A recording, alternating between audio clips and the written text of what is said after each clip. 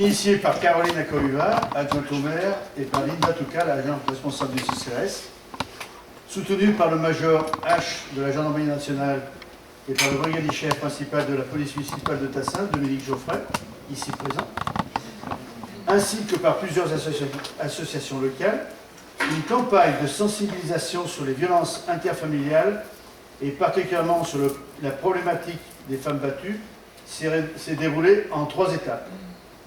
La première, le jeudi 25 novembre, dans l'enceinte du casino, c'est Madame Muriel Marjorie, conseillère familiale et conjugale, qui se tenait à disposition pour distiller moult conseils afin d'apaiser, d'atténuer les effets du traumatisme intériorisé ou tout simplement aider les personnes à se reconstruire. La seconde, le vendredi 26 novembre, sur l'esplanade de l'avenue Leclerc, Madame Mouchedot et son team de karaté sont venus dispenser les premiers gestes d'autodéfense et de protection contre la violence. Ce soir, dernier volet, conférence par 2 passionnés et spécialistes dont vous allez apprécier la fluidité, l'humanité et la précision de leur intervention. Dans quelques instants, ils sont à même de se présenter mieux que je ne peux le faire, mais je laisse tout de suite la parole à Caroline Acohuva qui va vous présenter le déroulement de la conférence. Voilà. Merci. Donc effectivement, le déroulé de la conférence, on va se faire en 2 temps. Premier temps avec 2 prises de parole, celle de Monsieur Simon Liébaud, de l'association Vifil, SOS Femmes, association spécialisée, enfin référente spécialisée dans l'aide aux victimes de violences conjugales et intrafamiliales. Et une seconde prise de parole de l'adjudante Karine Bonnefond de la gendarmerie nationale sur un volet judiciaire pénal. Voilà. Et puis ensuite, deuxième temps avec une série de questions-réponses. Voilà, donc on pourra échanger, l'espace ouvert d'échange. Vous pouvez réagir à ce que vous avez pu entendre. Voilà, donc l'objectif de la réunion, c'est quoi? C'est de sensibiliser autour de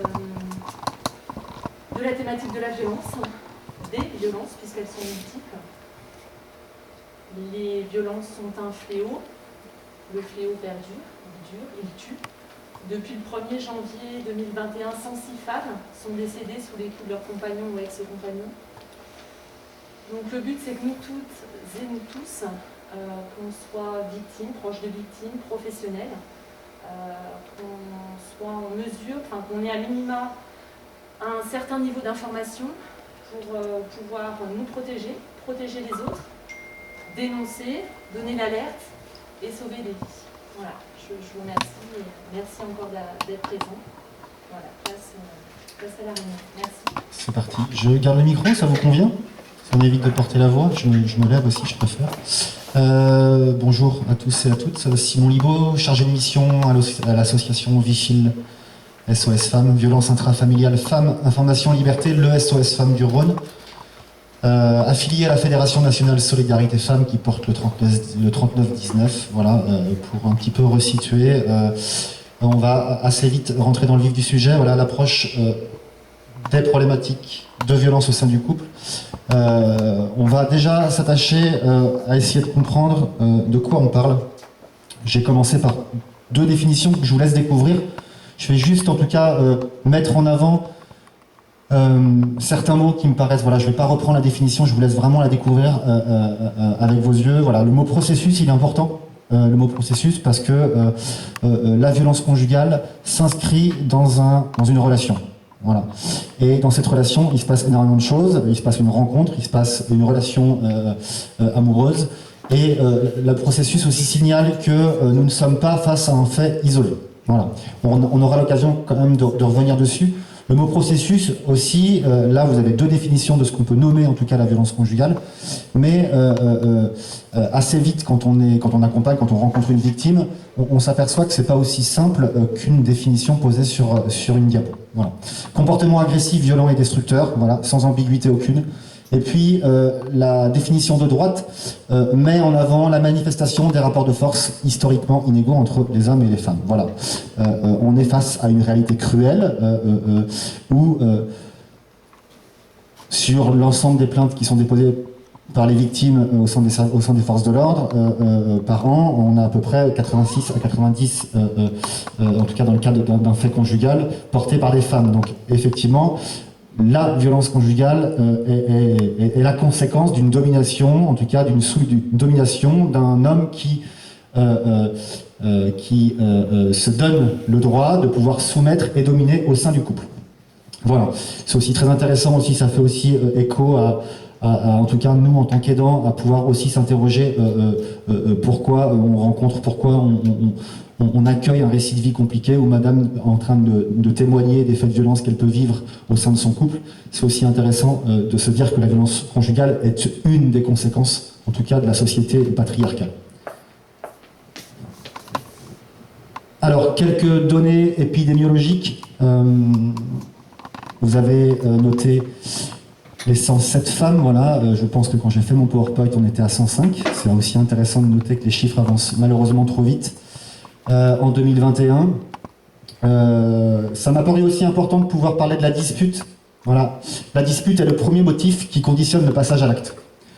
Pourquoi ? Parce qu'on est dans une relation quotidienne, de couple, où, comme chacun et chacune, on peut connaître des choses, en tout cas des désaccords, des conflits, et à un moment, le conflit se transforme en violence et conditionne en tout cas un passage à l'acte qui conduit un homme dans un couple à tuer sa partenaire. Voilà. Donc le mot dispute, quand on accueille en tout cas le témoignage d'une victime, le mot dispute, il faut savoir de quoi on parle. C'est aussi, voilà, on va aussi, c'est souvent l'un des premiers témoignages qu'on peut avoir auprès d'une victime. On se dispute souvent, qu'est-ce que ça veut dire, voilà. Et puis la séparation non acceptée pour nous professionnels est un indicateur. Voilà. Une dame qu'on peut accompagner sur du moyen ou du long terme, qui va nous dire que ce soir elle a décidé de partir et qu'elle ne rentrera pas au domicile, en fonction du profil psychologique de l'auteur dont on a pu essayer en tout cas de dresser une photographie, on va nous avoir des indicateurs éventuellement de dangerosité, en se disant voilà, quelle sera la réaction de ce monsieur. Et souvent c'est des questions qu'on pose aussi aux victimes, c'est que là, si vous ne rentrez pas ce soir au domicile, comment monsieur va réagir? La place du domicile, voilà, l'endroit le plus dangereux pour une femme, ce n'est pas, c'est l'endroit où elle réside. Voilà, c'est le pourquoi les 86% étaient intéressants à noter. Une femme sur 10, voilà, je pense, et encore une fois de plus, les statistiques sont toujours à prendre avec des pincettes, mais elles sont assez significatives. En 2000, la première grande enquête nationale pour les violences faites aux femmes, voilà, a relevé qu'une femme sur 10 était victime de violences graves au sein de son couple. Pour info, c'est une enquête qui n'a absolument, dans toutes les questions, jamais prononcé le mot violence. Voilà. 223 000 femmes âgées de 18 à 75 ans, voilà, on est sur des statistiques qui sont officielles. On peut, nous, en tout cas, association, se dire que le chiffre est réellement sous-évalué. Nous, chaque année, en tout cas sur le territoire de la métropole, association Vifil, on accompagne à peu près 3 000 femmes victimes de violences conjugales. Donc ça veut dire que sur les 223 000, il y en a quand même 3 000 qui sont uniquement à Lyon. Voilà, c'est en tout cas des chiffres qui nous paraissent sous-estimés. La place des enfants, voilà, 143 000 enfants vivent dans un foyer violent. Karine pourra nous en parler bien mieux que moi tout à l'heure de la prise en charge des enfants. Voilà, les enfants sont co-victimes de violences. Au sein du couple, à Vifil, on a développé des ateliers enfants de médiation pour essayer d'accompagner la violence, parce que quand on accompagne une famille dans le centre d'hébergement, quid de la reproduction de la violence. Voilà, on a aussi, nous, en tout cas, des graines à semer pour éviter que l'enfant puisse reproduire. Le taux de victimation dans les zones urbaines sensibles, voilà, n'est pas différent de celui observé hors US. La violence conjugale touche toutes les couches socio-économiques. Et les femmes victimes perdent entre 1 à 4 années de vie en bonne santé. Le rapport Orion, qui était un professeur en médecine, qui a pu, en 2001, parler voilà, les conséquences directes et nous, on s'en rend compte assez facilement, des dames qui une fois ayant quitté le couple, vont avoir des maladies qui vont se déclarer, par exemple, voilà, en tout cas, les femmes victimes qui perdent entre 1 à 4 années de vie, c'est assez symptomatique de la problématique. Conflit, violence, commencer à poser des mots. J'ai souhaité aussi qu'on puisse en tout cas commencer à s'aventurer dans la théorie sur les violences conjugales à travers la différence entre conflit et violence, parce que c'est une des premières choses que nous, sur laquelle on va s'attarder quand on va rencontrer une victime. Voilà, le conflit, voilà, on va on peut être très simple avec Linda, on peut ne pas être d'accord, par exemple, je vais enlever mon masque et je vais te certifier que le masque ne sert strictement à rien, en plus, hier soir, j'ai lu une thèse d'un professeur de médecine de 800 pages qui explique par A plus B que finalement le masque ne protège vraiment pas du tout de la Covid. Et toi, tu vas me démontrer l'inverse, hein, parce que toi aussi, tu as lu une thèse de 800 pages hier et tu es aussi calé que moi. Sauf que moi, j'ai raison. Toi, tu vas défendre ton argument, je vais défendre le mien. On se base sur la naissance d'un conflit, on n'est pas d'accord. Voilà, très simplement. C'est aussi se dire qu'à un moment, si j'arrive et que je te bouscule, ou que si je t'insulte, très simplement, je quitte le conflit pour aller dans la violence. On aurait pu discuter du masque, on aurait pu discuter des élections présidentielles, on aurait pu discuter du maire de Tassin, peu importe, d'accord, peu importe le sujet, moi j'aurais juste utilisé ce sujet pour pouvoir te dominer. Voilà. Là, à travers le fait que je quitte le conflit pour aller dans la violence, à travers une bousculade, à travers une insulte, ça peut être très clair. Il y a des fois, ce n'est pas aussi clair, notamment quand on s'approche de la violence psychologique. Voilà. En tout cas, il est clair que c'est aussi intéressant de pouvoir dire que le conflit est autorisé, qu'on a le droit de ne pas être d'accord entre adultes. Voilà. Surtout quand il s'agit de l'éducation des enfants, d'une limite à poser. Rappelez-vous l'objet de la dispute, hein, le frigo à remplir. On est vraiment sur des détails quotidiens qui vont conditionner, en tout cas, l'auteur à exploser, comme on peut dire nous dans notre jargon. Voilà. En tout cas, voilà, le rapport asymétrique. La destruction, c'est-à-dire que le fait que je souhaite en tout cas te dominer, c'est un refus de ton libre arbitre, voilà. Et vraiment, en tout cas, souvent dans un entretien, on va vraiment commencer par ça, on va s'intéresser de quoi on parle, voilà. Et quand on a le mot conflit qui est associé au mot violent, nous, ça nous interroge. Les formes de violence. Vous avez dit en introduction que les formes de violence sont plurielles. La violence physique, qui est la plus simple parce que c'est celle qui se voit, qui est la plus simple à prouver aussi.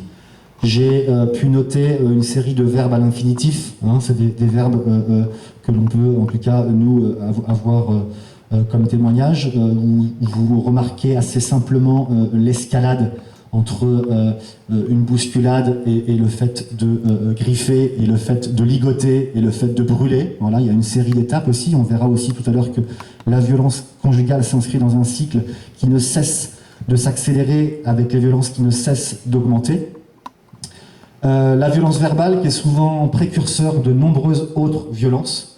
Alors à la fois elle peut être très claire, hein, en termes d'insultes, les insultes à caractère sexiste, qu'on entend beaucoup, et en même temps, la violence verbale, elle peut être plus ténue, plus difficile à percevoir. Je pense à un éclat de voix, par exemple. Je pense aux surnoms ridicules qui vont s'installer et qui vont, parmi tant d'autres violences au sein du couple, rappelez-vous le mot processus, il est aussi intéressant, et on a commencé par ça, pour pouvoir dire qu'effectivement, le surnom ridicule va certainement s'ajouter à d'autres formes de violence au quotidien. La violence sexuelle, qui est aussi, en tout cas nous, dans les confidences de récits intimes dans lesquels on peut être confronté au quotidien, au sein du couple, on entend beaucoup, voilà, de femmes qui vont très clairement signaler qu'elles sont victimes de viol conjugal. Voilà. Là, on va toucher aussi le cadre légal, parce qu'effectivement, vous, en tant qu'aidant, et quand vous allez recevoir un récit de vie d'une dame qui va vous dire que tous les soirs, elle se laisse faire, parce que monsieur a des besoins primaires assez importants, elle se laisse faire, mais si elle ne se laisse pas faire, c'est là que monsieur devient violent. Vous avez tout de suite des indicateurs au fond de vous, madame, elle est très très loin de pouvoir nommer le mot viol. C'est-à-dire que vous, ce que vous pensez, c'est, voilà, est-ce que madame va avoir aussi la nécessité de pouvoir le nommer? C'est aussi comment nous, en tout cas, quand on rencontre une victime, on va essayer aussi d'appréhender en tout cas un besoin pour essayer de l'accompagner au mieux. Voilà. La violence économique et administrative, la violence psychologique, voilà, je vous laisse aussi découvrir la violence économique et administrative qui va toucher, alors pas que, mais beaucoup de femmes qui sont issues d'un parcours migratoire, qui sont assez souvent mariées avec des Français, en instance de régularisation, et qui vont être conditionnées à rester au domicile. Voilà, ça vient toucher aussi l'autonomie économique de toutes les femmes qu'on rencontre, voilà, comment elles ont aussi l'occasion de pouvoir rebondir en quittant le domicile. Alors c'est sûr que nous, en tant qu'aidants, on va aussi les informer de leurs droits, voilà, mais pour une dame qui administrativement n'est pas éligible à l'insertion, ça devient plus compliqué en tout cas, pour pouvoir s'autoriser à se dire qu'il y a un autre champ des possibles si elle souhaite quitter le domicile. La violence psychologique, reconnue en tout cas depuis 2010 par le cadre législatif, voilà, on vient encore toucher autre chose. Je pense à l'indifférence, voilà, je pense à une dame qui a pu me confier, moi, en entretien, que monsieur ne lui a pas adressé la parole pendant 25 jours. Donc voilà, alors c'était un fait parmi tant d'autres, mais il ne s'agit pas de se mettre à la place de madame pour savoir ce qu'elle a ressenti, loin de là. Il s'agit juste de se dire, voilà, effectivement, on peut être face à un récit de vie où la violence physique est importante, mais on peut aussi face à des comportements beaucoup plus compliqués à déceler. Et par exemple, la notion d'indifférence va détruire, en tout cas psychiquement, de la même manière que si une dame, et des fois on peut entendre des dames qui me disent mais j'aurais préféré qu'il me gifle, ça aurait été plus simple. Donc là on vient toucher vraiment quelque chose de particulier qui est difficile, alors difficile à prouver, même s'il y a de plus en plus de praticiens de santé qui s'engagent dans des certificats médicaux, qui vont attester d'une fatigue, qui vont attester d'une difficulté à s'endormir, qui vont attester d'une fatigue, je me répète, voilà. Donc voilà, ça touche l'humiliation, ça touche la provocation, voilà. C'est aussi comment on accompagne. Alors nous, en tant qu'aidants à Vifid, on a ce rôle-là, c'est de pouvoir accompagner la verbalisation, accompagner le mot. La mise en mots d'une violence psychologique peut prendre du temps. Voilà. Il s'agit vraiment de s'intéresser en tout cas au parcours de madame pour essayer de rentrer dans la relation de couple, pour voir un petit peu comment s'articule la communication au sein de son couple. Et souvent, s'intéresser à la communication au sein du couple, on se rend compte qu'on est face à une absence de communication.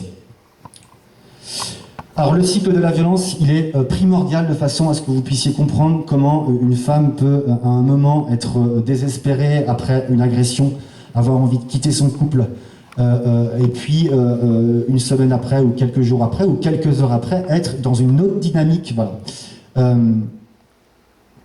C'est une dame qui peut me confier qu'elle a une garde-robe. Comme son nom l'indique, elle a beaucoup de robes dans sa garde-robe. Elle dit assez justement que le fait de porter une robe s'inscrit vraiment dans la continuité de sa féminité. Elle a une robe pour chaque jour. Souvent, c'est des robes très très colorées, et elle aime le mouvement. Elle peut dire qu'elle aime le mouvement quand elle marche avec les robes. Voilà. Pour elle, ça lui donne un peu plus d'assurance. Elle rencontre monsieur, et puis monsieur lui dit tiens, j'aimerais bien que tu portes un pantalon. Elle, très simplement, dans sa vie de couple, se dit écoute, oui, pourquoi pas, dans un couple on fait plaisir à l'autre, il n'y a aucun souci, donc elle achète un pantalon et puis elle met un pantalon. Et là, monsieur, effectivement, la complimente en lui disant que ça lui va très très bien, qu'elle trouve que, en plus, elle est assez longiligne, madame, ça lui donne vraiment une stature beaucoup plus prononcée qu'une robe où, du coup, ses formes se fondent un peu à l'intérieur de la robe. Donc, madame est très flattée, et sauf que le lendemain, elle remet une robe, parce qu'elle a qu'un pantalon, et puis en plus, c'est jeudi, et le jeudi, elle prend la parole au travail, et elle a sa robe fétiche qui lui permet vraiment de pouvoir, autour de la table, avoir de l'assurance et aller au bout de ses idées. Sauf que monsieur, le soir même, lui dit non, mais en fait, je crois que tu n'as pas compris, je veux vraiment que tu portes un pantalon, d'accord ? Et là, elle commence à se poser des questions, et elle se dit, mais je comprends pas, Alors ça fait 6 mois qu'on est ensemble, là il fait une fixette sur mon pantalon, je me dis, mais je comprends pas, pourquoi c'est pas très important. Bon, puis elle se dit, en fait, qu'il a beaucoup de travail en ce moment, ça se passe, il est assez stressé, il rentre le soir, il a beaucoup de pression, et elle se dit, bon, effectivement il fait une fixette sur le pantalon, je comprends pas trop pourquoi, ça vient, mais bon, je mets que ça de côté. Voilà, il a beaucoup de pression, je sais qu'il revient loin professionnellement, bon, je vais remettre un pantalon, comme ça on n'en parle plus, voilà. Sauf qu'elle remet un pantalon, mais comme je vous l'ai dit, elle remet forcément une robe derrière, parce qu'elle a une garde-robe, donc elle a que ça, voilà. Sauf que monsieur, voilà, le soir même, il dit, non, mais je crois que t'as pas compris, vraiment, je veux vraiment que tu portes un pantalon, d'accord ? Et là, tout s'écroule. Tout s'écroule pour madame, parce qu'elle se dit, oh là, mais en fait, c'est plus une fixette, c'est une insistance, et en fait, elle voit dans son regard quelque chose qui a changé. Vraiment une espèce de haine qui a surgi là en disant mais bon, moi je veux bien être ok sur le fait qu'il est stressé, etc. Mais pourquoi c'est moi qui ramasse? Et pourquoi cette histoire de pantalon? Donc voilà, vraiment, c'est là, les choses sont très confuses. Elle a du mal à se dire depuis quand ça commence, depuis quand cette histoire de pantalon, est-ce qu'il a toujours été comme ça, et ce regard, est-ce qu'elle l'a déjà vu auparavant? Pourtant, ça fait 6 mois qu'elle vit avec ce monsieur, et que enfin, elle a l'impression de trouver quelqu'un qui va lui apporter tout ce qu'elle a jamais eu en fait dans la vie, c'est-à-dire une stabilité, vraiment une stabilité. Donc elle reprend un pantalon, elle reprend une robe, sauf que le soir même, monsieur lui met une gifle. Voilà. Vous avez dans cet exemple toute cette première phase, la phase de tension. Hein, c'est-à-dire que à travers ces comportements, alors vous avez vu physiquement, voilà, je me suis approché, voilà, j'ai un peu durci ma voix, on peut penser, je sais que moi je m'intéresse beaucoup dans mes entretiens, où est-ce que madame, elle vit dans un appart, dans une maison, comment s'agite l'espace, voilà, voilà, on peut imaginer que monsieur, il est à distance, hein, à l'autre bout du salon, en lui disant, voilà, j'aimerais bien, puis au fur et à mesure, après il se met debout, puis après il la regarde noire, et puis après il s'approche et lui met une gifle, voilà. C'est-à-dire que pendant cette phase de tension, il y a un climat qui s'installe. Là, à travers un exemple que je vous ai donné, qui aurait pu être autre, à travers une tension, on est face à un homme qui souhaite obtenir quelque chose. Sauf qu'il n'obtient pas ce qu'il souhaite. Il aurait voulu que madame porte que des pantalons, soyons clairs, c'est ça. Ce qui conditionne l'agression derrière. Donc c'est une phase de tension, on peut partir du principe qu'il n'obtient pas ce qu'il souhaitait, et du coup il agresse. Donc là je vous ai donné, voilà, j'ai pris l'exemple de la gifle, ça aurait pu être la violence verbale, ça aurait pu être le papier d'identité, hein, je te prends, tiens, ta pièce d'identité, hein, puis je te la rendrai quand tu m'écouteras, ou alors je te prends ton téléphone, hein, toi tu avais l'habitude d'appeler ta maman tous les soirs, là tu ne le feras pas, donc je te prends ton téléphone et je te le rendrai quand tu m'écouteras. Toutes les formes de violence que vous avez vues, les 6, voilà, peuvent être contenues dans l'agression. Cette deuxième phase. Ensuite, vous avez la phase qui est très importante, qui est une phase, alors il y a marqué justification, responsabilisation, que je nomme transfert. C'est une phase de transfert où du coup, celui qui vient de poser l'acte violent va mettre à distance la violence qu'il vient de poser. C'est-à-dire, en gros, il va pouvoir dire à travers la gifle, t'as pas eu trop mal, hein, je me suis retenu, j'ai pas frappé fort. Hein. Puis en plus, tu sais comment je suis. Hein, tu sais que j'ai pas eu, voilà, tu sais que je suis sanguin un petit peu. Tu sais qu'au travail c'est pas évident. Tu sais l'enfance que j'ai eue. Vraiment, voilà. Après les arguments sont propres vraiment à chaque situation. On peut imaginer tous les autres arguments qui s'en suivent. En tout cas, l'objet de cette phase, c'est vraiment de mettre à distance la violence. Mettre à distance, minimiser les faits, pour qu'ensuite Madame puisse se dire ah, c'est peut-être moi en fait. Hein. C'est peut-être de ma faute. Donc en fait, si je comprends bien, je l'ai pas écouté, donc je vais mettre un pantalon, on n'en parlera plus. Hein, si je mets des pantalons, au moins ça ne le fera plus exploser. C'est-à-dire que la culpabilité, qui est censée être chez l'auteur, va vraiment se transférer chez la victime. On rencontre souvent des victimes qui se sentent énormément coupables. Et cette culpabilité, je ne sais pas si tu es d'accord avec moi Karine, mais elle est très très compliquée à désarmer, à déconstruire. Ça prend vraiment, vraiment du temps. En tout cas, elle se joue vraiment dans ce moment-là, elle s'installe, et vous voyez, après, il y a le mot espoir, parce qu'après, on a cette quatrième phase qu'on nomme phase de lune de miel, phase de rémission, réconciliation, espoir. La phase d'espoir où elle se dit que ça n'arrivera plus. Et que si c'est arrivé, et vu qu'elle change son comportement, ça n'arrivera plus. Et qu'elle a bien compris maintenant que c'est comme ça qu'il fallait faire. Voilà. Donc, il y a aussi cette notion un peu, et je tente physiquement de vous le transmettre, mais cette notion un petit peu de dire d'énergie aussi. C'est-à-dire que là, en gros, c'est une phase où les choses repartent. Les choses repartent comme avant. Cette phase de rémission, de lune de miel, de réconciliation, les exemples sont assez nombreux. Hein. C'est socialement, il y a à nouveau des gens qui peuvent venir à la maison profiter. C'est tiens, je te rends ton portable, tout va bien. Sans trop être dans le stéréotype. C'est là où monsieur offre des cadeaux. C'est là où où il se passe des choses apaisées. Voilà. C'est là où madame se dit que c'est arrivé qu'une fois et ça n'arrivera plus. Voilà. Parce qu'on peut être face à une victime qui, juste après l'agression, va aussi se révolter. Hein, va aussi se révolter contre l'auteur et va dire non mais là il est hors de question que ça n'arrive. Voilà. Les cycles vont se répéter à l'infini. Voilà. Il n'y a pas vraiment de temporalité sur les cycles. Hein. C'est-à-dire qu'en une seule et même journée, la victime va pouvoir vivre un cycle par exemple. La phase de tension va pouvoir durer 6 mois, 1 an et ça va exploser sans comprendre pourquoi. Donc voilà.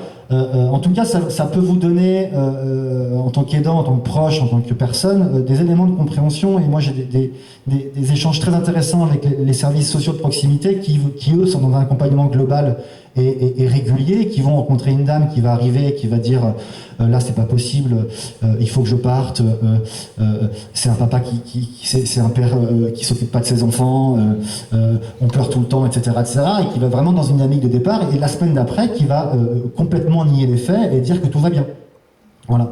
Il suffit juste d'avoir en tête ce dans quoi elle peut être conditionnée pour juste se dire « Ah, d'accord, j'ai quelques éléments de compréhension qui vont m'éviter, moi, d'avoir ces espèces de jugements réprobateurs qui arrivent, parce qu'on est tous empreints de ça, même nous, professionnels, dans une association experte, on est toujours empreints, et c'est comment on les fait taire ou comment on essaye de les comprendre. » Voilà.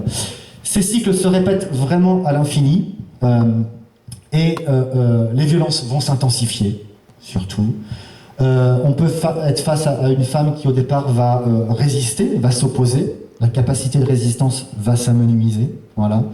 Sa capacité d'acceptation va augmenter. Au départ, c'était une bousculade, et maintenant, monsieur tente de l'étrangler, voilà. Et ça, tout ça, nous, on va pouvoir, en tout cas, quand on va recevoir le récit et qu'on va essayer vraiment de s'intéresser à la rencontre amoureuse, s'intéresser à comment le couple fonctionne, quand la violence arrive, tous les angles morts qui conditionnent la violence au domicile, on va avoir des éléments pour savoir où est-ce qu'on en est en fait. Voilà, à quel moment de la violence on en est. On a besoin de savoir à quel moment, parce que voilà, des fois on est face à des dangers qui sont graves et imminents où il faut qu'on puisse apporter une réponse. Voilà.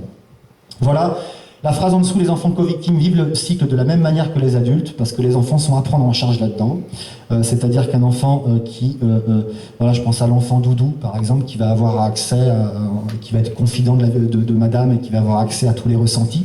C'est comment cet enfant il va se construire à l'intérieur de ce cycle.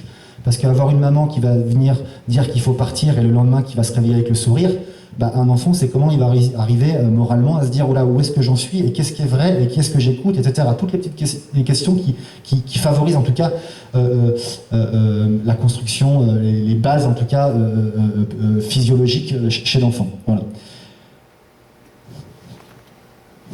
C'est bon pour le cycle. Voilà. Si tu peux enchaîner. Ouais, voilà.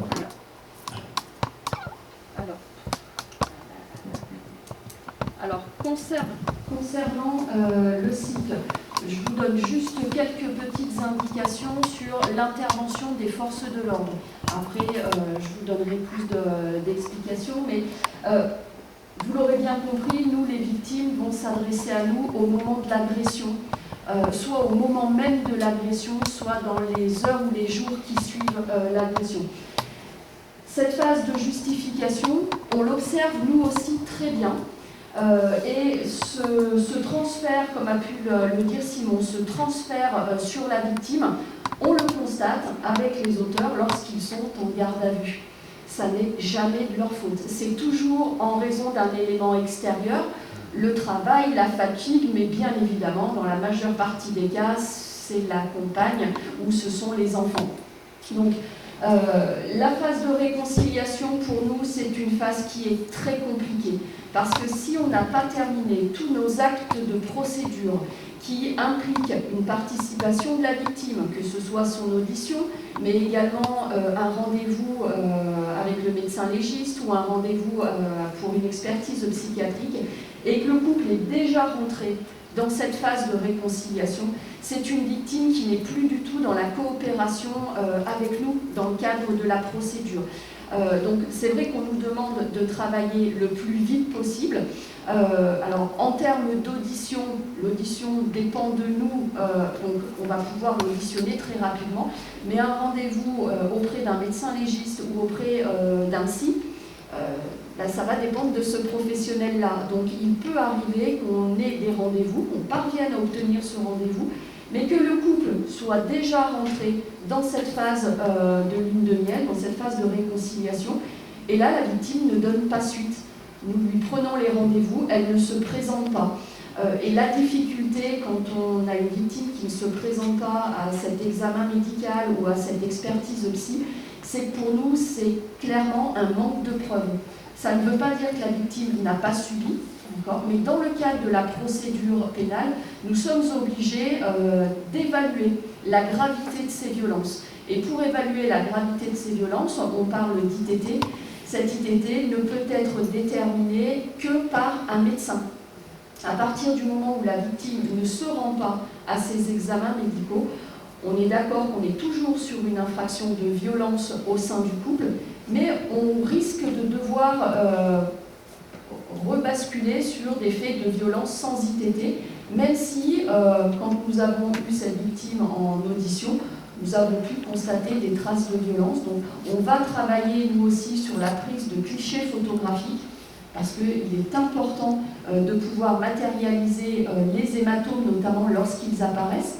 Et on sait que certaines traces de violence peuvent apparaître très rapidement après les violences, mais pas forcément durer très longtemps. Une gifle, on est d'accord, hein, vous pouvez avoir les 5 doigts de la main sur la joue, mais la gifle, cette trace de gifle ne va pas durer pendant 10 jours.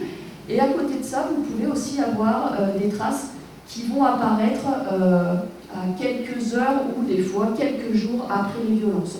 Donc c'est quelque chose qu'on essaye d'expliquer aux victimes, mais en tant que professionnel ou en tant qu'accompagnant membre de la famille d'une personne qui subirait des faits de violence, c'est aussi important que tout le monde soit en capacité d'expliquer pourquoi on va être amené à prendre des rendez-vous, à renvoyer la victime pour des constatations, parce que ces constatations nous permettront de travailler sur la bonne infraction pour que l'auteur soit sanctionné réellement à la hauteur des violences qu'il a commises. La phase de tension, par contre, nous, c'est vrai qu'on voit très peu les victimes pendant cette phase de tension. Parce que les forces de l'ordre, nous, on intervient pour faire cesser un trouble à l'ordre public, pour faire cesser une infraction. Simon vous l'a très bien expliqué, pendant cette phase de tension, on n'est pas encore purement sur de la violence exercée. Donc on ne peut pas intervenir en prévention, mais par contre, nous, on va être appelés, vous l'aurez compris, pendant cette phase d'agression.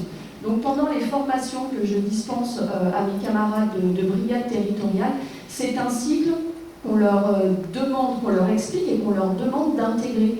Parce qu'à partir du moment, en tant que professionnel, tout le monde a bien compris toutes les phases par lesquelles les victimes vont passer et pourquoi une victime peut avoir un état d'esprit différent à quelques heures ou à quelques jours d'écart. C'est important que ces professionnels comprennent et ne partent pas avec des idées, avec des stéréotypes sur oh, elle y est retournée, si elle y est retournée, c'est que c'est pas si grave que ça, ou alors peut-être elle a un petit peu exagéré dans les violences. Non, on sait pertinemment que quand une victime malheureusement est prise dans ce cycle de la violence, parfois elle n'a pas d'autre moyen que d'y retourner.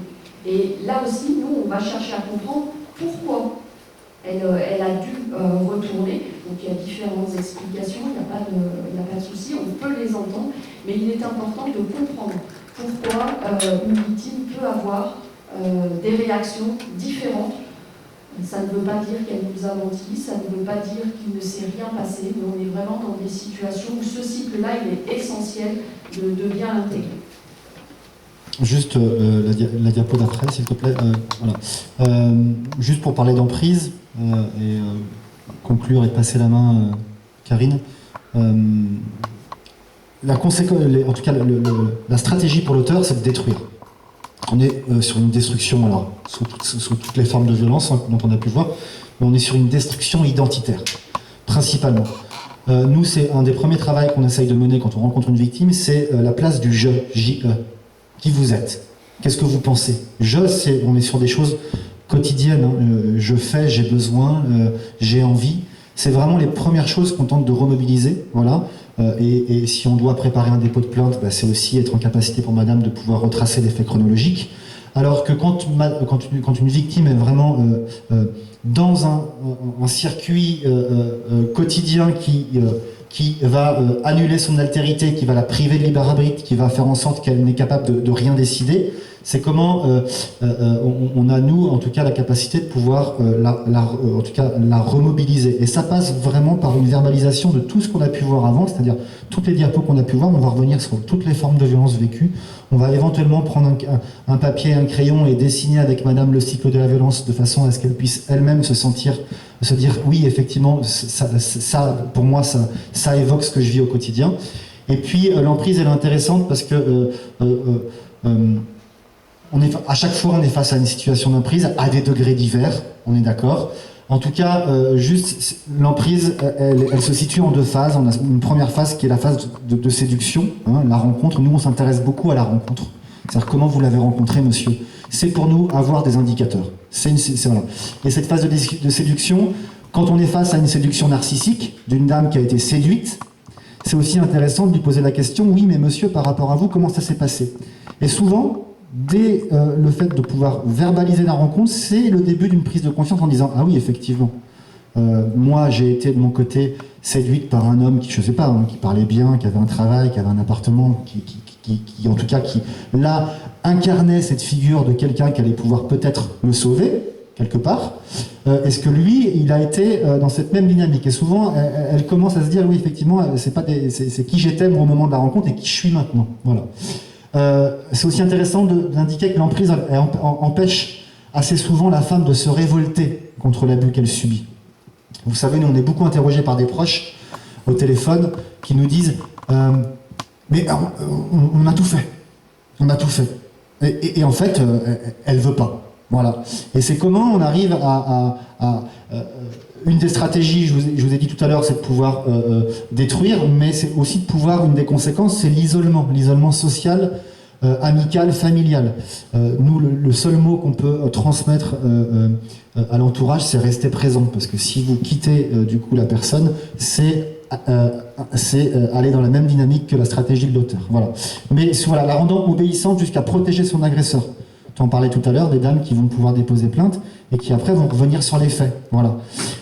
C'est pour ça que le fait, en tout cas la procédure pénale n'est pas forcément évidente. Ça, chaque femme victime ne va pas forcément se rendre auprès des services de l'ordre pour avoir avoir la capacité de dire et de dénoncer les faits. Voilà. Juste la diapo d'après pour conclure. Merci Karine. Donc la phase de séduction, qui est vraiment la phase de la rencontre, où les choses s'installent, voilà, et après on est vraiment sur une phase de destruction, voilà, où l'agresseur pénètre dans le territoire psychique de l'autre. Je me souviens d'une femme qui me disait, mais en fait, je viens de me souvenir que quand j'ai rencontré monsieur, j'adorais le jaune et je détestais le violet. Vous avez vu comment je suis habillé? Et effectivement, c'était une dame qui était habillée en violet.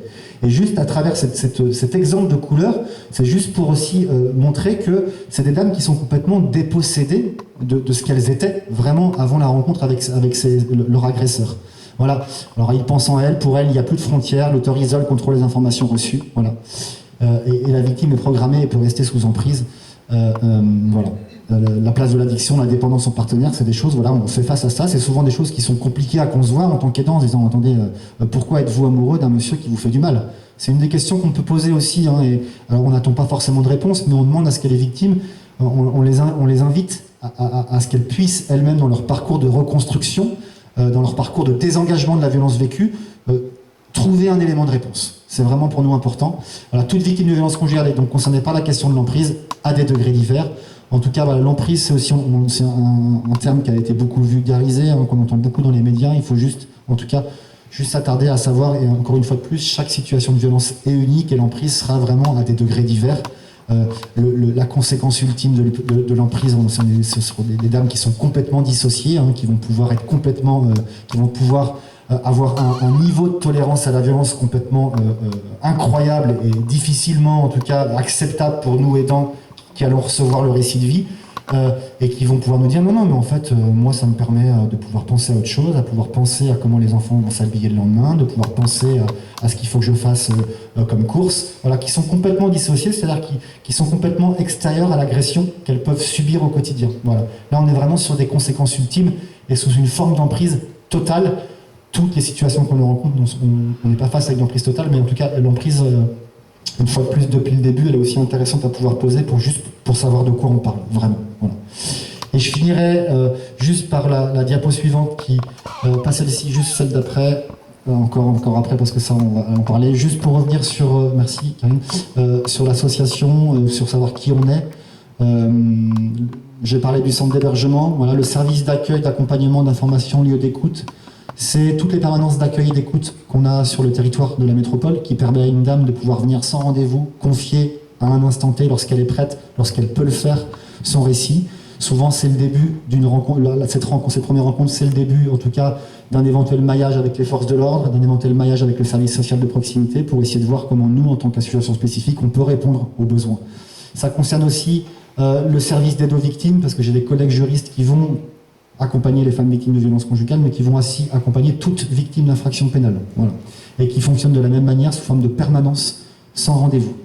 Le centre de documents et de formation, voilà, c'est aussi voilà, ce qu'on fait, aller à la rencontre pour essayer un peu de démystifier la problématique, en disant voilà, nous on n'a pas vocation à rencontrer toutes les victimes, l'idée c'est de pouvoir aussi très simplement en 30 minutes juste vous informer, dire voilà de quoi on parle quand on parle de violence. Ça permet aux uns et aux autres de pouvoir être un peu plus sensibilisés.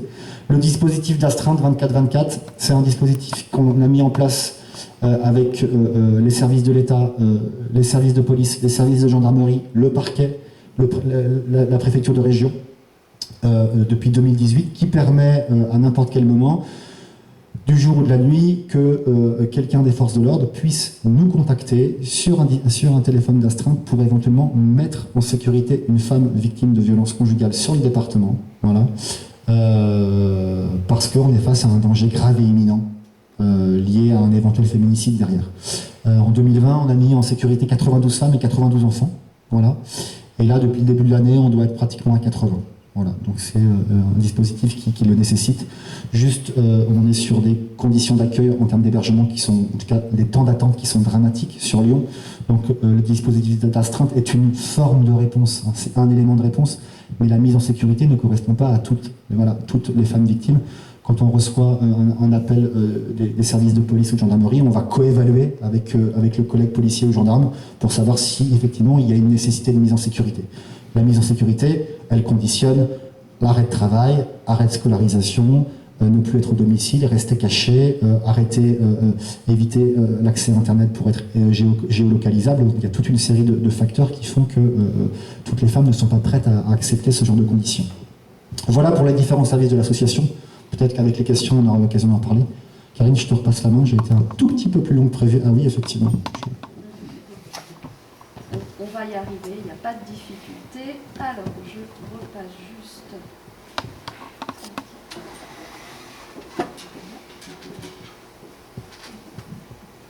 Alors, voilà. Concernant les forces de l'ordre, alors déjà, je me présente en 2 mots. Je suis l'adjudante Bonnefond et moi, je commande la maison de protection des familles à Lyon, donc, qui est un service spécialisé dans la prise en charge des violences intrafamiliales. Je travaille au quotidien avec nos camarades des brigades territoriales et notamment avec la brigade de Tassin. C'est pour ça que le major H est présent, puisque c'est, je pense, son visage que vous connaissez plus que le mien. Moi, je vais intervenir à la demande donc, des brigadiers lorsqu'il y a des situations bien spécifiques, puisque dans le service que je dirige, nous avons des formations spécifiques, notamment sur le recueil de la parole des enfants, avec des locaux adaptés. Nous mettons en place un protocole particulier pour devoir obtenir les éléments d'infraction, ces éléments de violence qu'ils ont subis dans les meilleures conditions qu'ils soient, même si on sait que malheureusement ce n'est pas toujours quelque chose d'aisé à faire. Voilà. Donc, que peut-on vous conseiller, vous indiquer, que vous soyez aidant, que vous soyez professionnel, que vous soyez témoin de violences conjugales ou même victime directement. Premier conseil que l'on peut vous donner, c'est de conserver toutes les preuves.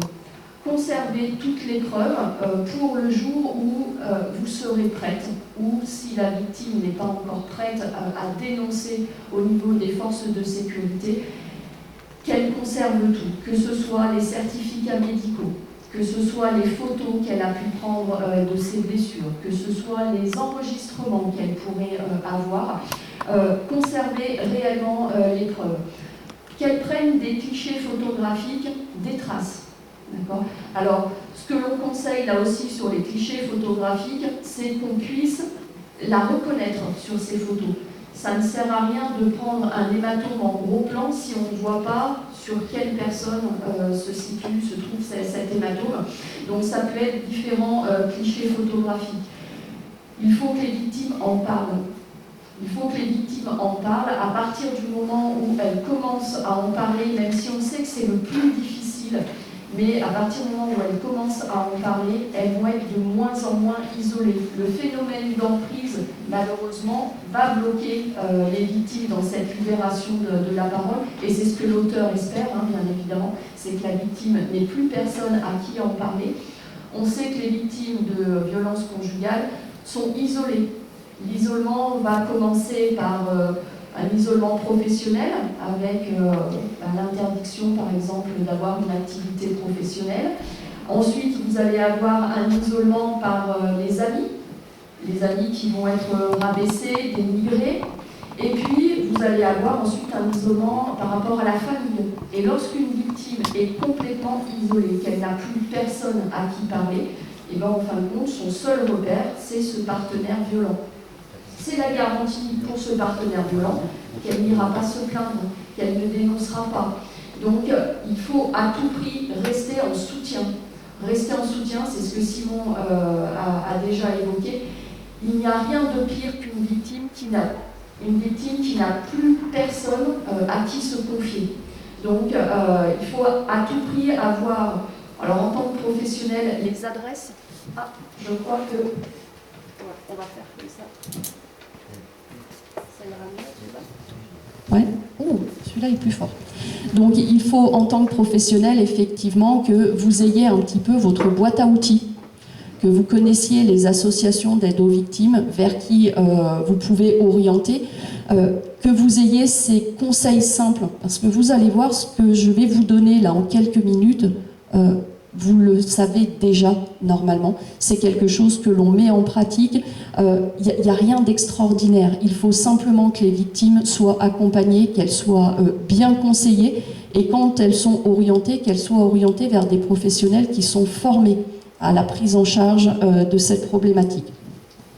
Bien évidemment, je ne vais pas dire que les victimes ne doivent pas venir dénoncer en gendarmerie. Ça pourrait être le maître mot à partir du moment où la victime est prête à le faire.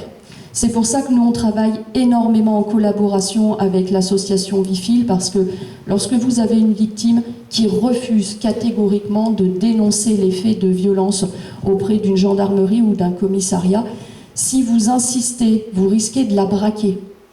Alors que si vous l'orientez vers une association d'aide aux victimes, l'association déjà prendra en charge son accompagnement, pourra l'aider sur plein de volets différents, tout en évoquant la possibilité de venir déposer plainte à un moment, quand elle le souhaite, quand elle se sentira prête. Et l'association va aider à préparer le dépôt de plainte, parce qu'on sait, même si on essaye de faire preuve de bienveillance, d'empathie, on sait que le moment de la dénonciation dans le cadre d'une procédure judiciaire, c'est jamais facile pour une victime. Donc l'association fait tout un travail de préparation pour que les victimes soient un maximum rassurées quand elles viennent nous voir, même si on sait qu'il reste un petit peu d'appréhension. Mais l'idée, c'est quand même que la victime, dès qu'elle se sent prête, qu'elle puisse dénoncer le plus tôt possible. Parce que quand on a des dénonciations très longtemps après les faits, on va avoir des difficultés pour le recueil des preuves. Et quand une victime dénonce les faits de violence qu'elle a subis, mais qu'on n'a aucune preuve à présenter au procureur de la République, généralement, ce qui va arriver, ça va être un classement sans suite de la procédure. Alors là aussi, le classement sans suite, attention, le message qui doit être expliqué aux victimes, c'est que dans l'éventualité où il y aurait un classement sans suite, à aucun moment cette décision signifie qu'il ne s'est rien passé ou qu'on ne l'a pas cru. C'est par contre le moment où on va mettre en évidence qu'on n'a pas eu suffisamment d'éléments matériels à présenter au procureur de la République. Ça, c'est des choses qui sont importantes à expliquer aux victimes, parce que souvent, quand on doit notifier malheureusement un classement sans suite, la victime pense qu'on ne l'a pas cru. Mais c'est pas le cas. Moi, je n'ai jamais rencontré de victime qui venait dénoncer des violences parce qu'elle ne savait pas quoi faire ce jour-là, par exemple.